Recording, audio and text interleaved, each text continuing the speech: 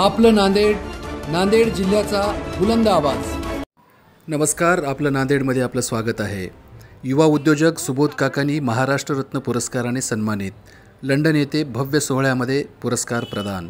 राजाराम काकाडी सहकार विद्यामंदिर व कनिष्ठ महाविद्यालयाचे व्यवस्थापकीय संचालक तसेच धर्माबादचे प्रसिद्ध उद्योगपती श्री सुबोध ओमप्रकाश काकानी यांना लोकमत या भारतातील अग्रगण्य वृत्तसंस्थेमार्फत दिला जाणारा लोकमत महाराष्ट्र रत्न पुरस्कार लंडन येथे झालेल्या एका दिमागदार सोहळ्यामध्ये प्रदान करण्यात आला।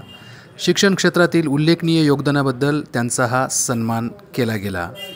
श्री काकानी हे दूरदृष्टी असलेले उद्योजक, संवेदनशील, समाजभिमुख व्यक्तिमत्व आणि दानशूर नागरिक म्हणून परिसरात ओळखले जातात। धर्माबादसारख्या छोट्या शहरात तसेच आसपासच्या ग्रामीण भागात विद्यार्थ्यांसाठी त्यांनी सुसज्ज CBSE मान्यताप्राप्त शाळेची निर्मिती केली आहे। ग्रामीण भागात दर्जेदार शिक्षणाची मुहूर्तमेळ रोवण्यासाठी या उपक्रमासाठी त्यांना हा मानाचा पुरस्कार दिला गेला आहे।